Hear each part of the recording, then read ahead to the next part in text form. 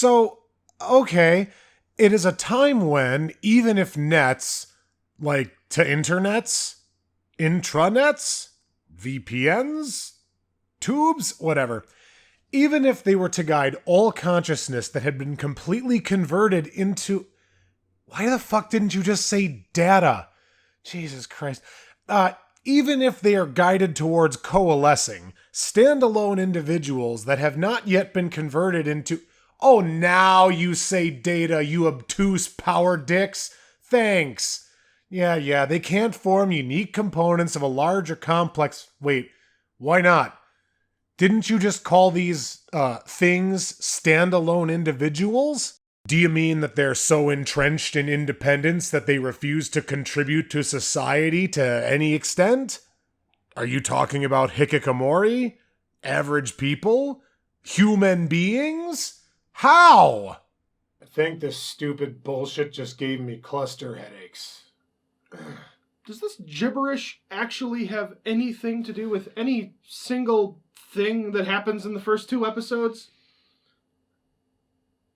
No, not at all. Okay, great.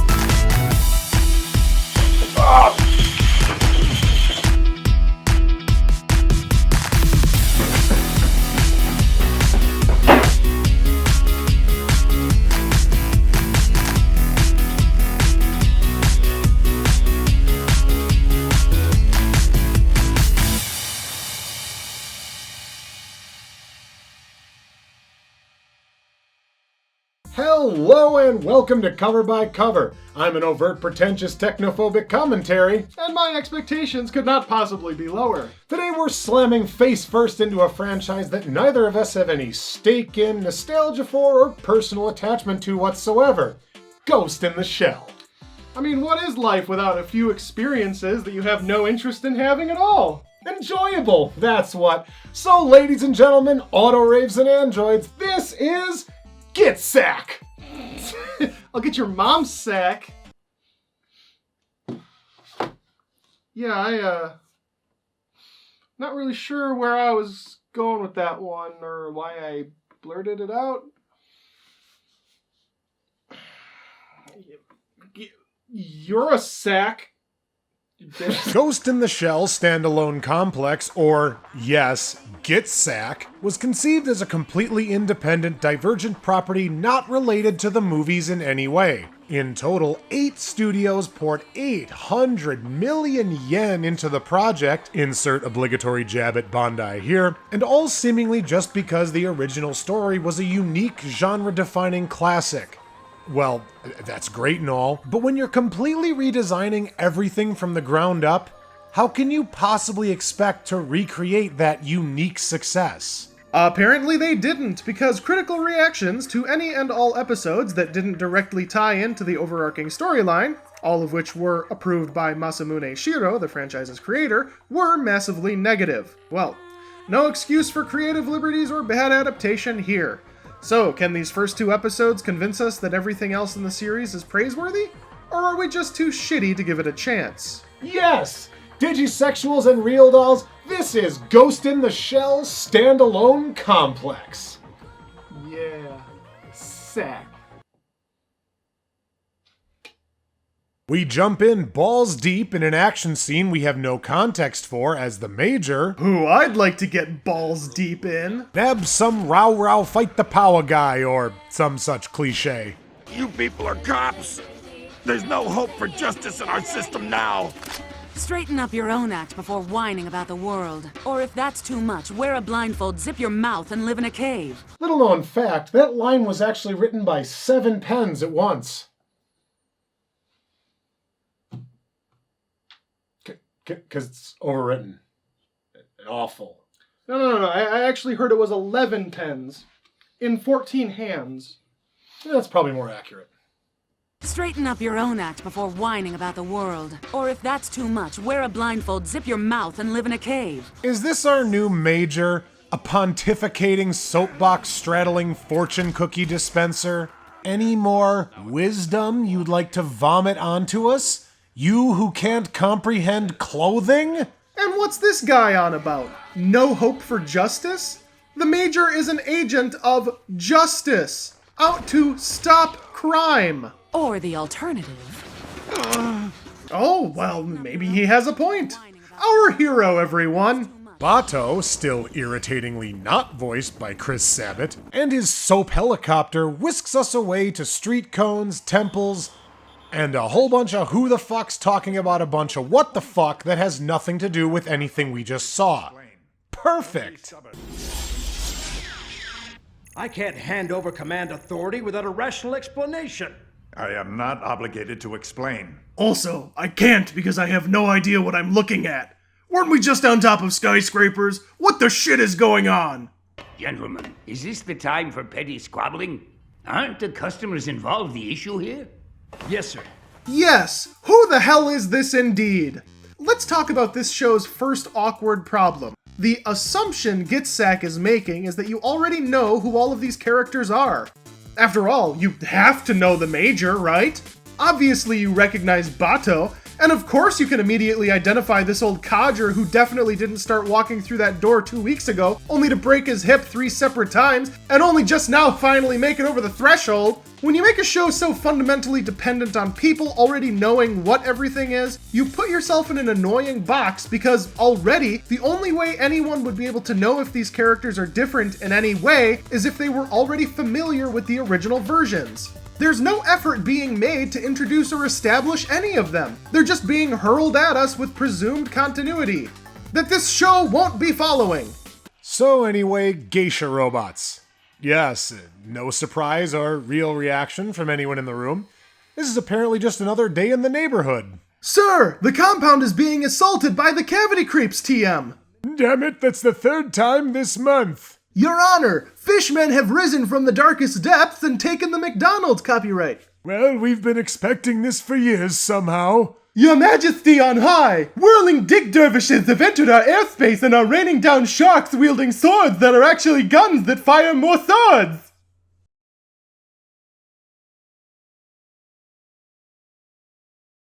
Again? Oh, hey, it's the Major. Yeah, holy shit! Yes! Fucking obliterated! Oh, hey, it's Human Man, recognizable from this franchise, who we also have no specific context for. 10 out of 10.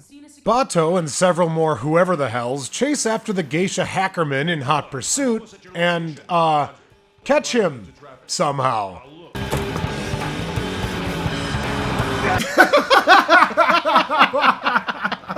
Oh my god, what the fuck? Huh?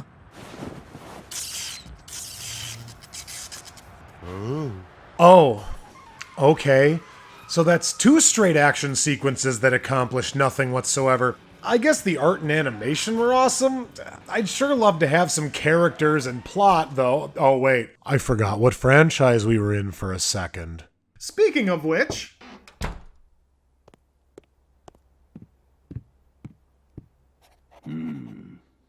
Let's hear it. We're ready.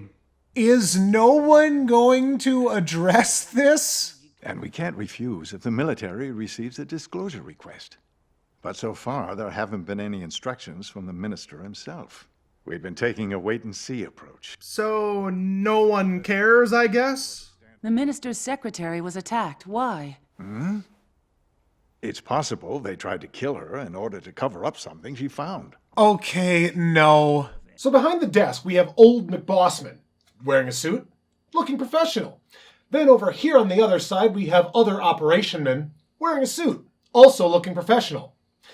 Enter Major Slut Kebab in her fucking lingerie bar getup and the most out-of-place leather jacket possible. And no one bats a fucking eyelash. Because I guess, this is Ghost in the Shell, so of course, it's normal and make perfect sense. Does this show actually plan on developing its own independent, stand-alone identity at any point in time? Oh, I have no idea. I just really wish I could pull off that look because I gets all the SAC. That's all you got, huh? That one pun for the entire episode.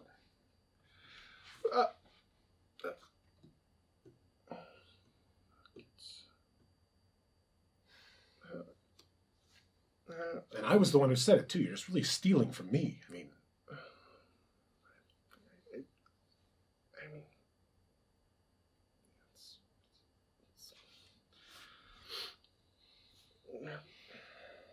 we've been describing things in a very jarring, disjointed way because that's this episode. To summarize, this briefcase is important, and the fact that this girl died is also important because she had valuable data in her brain. sure, that's legit. In the scene with robot geishas, gory violence, and a dramatic chase, the most important thing I was meant to notice was that this one girl got shot. Because yes, that's what stood out. Well done. Okay, so, paying attention. Shooty gun, exposition, old guys sitting. Here we go.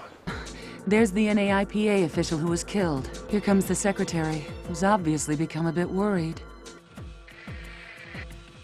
Well, that was an incomprehensible mess. I have no idea what I just watched. It's okay, Gary. Before we can even have 1 minute to think about it for ourselves, the show gives us the answer. The ambassador swapped brains with one of the geishas.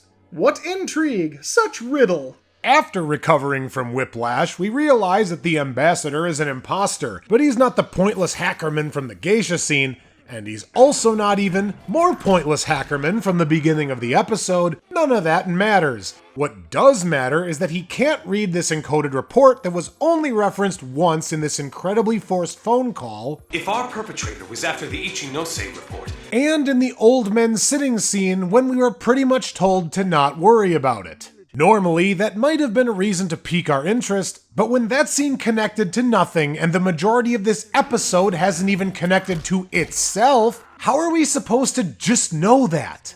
Well, don't worry about it, because after a self-congratulatory circle jerk where everybody pats each other on the back for doing such a great job, we're not given any indication that anything we just saw will matter for the show as a whole.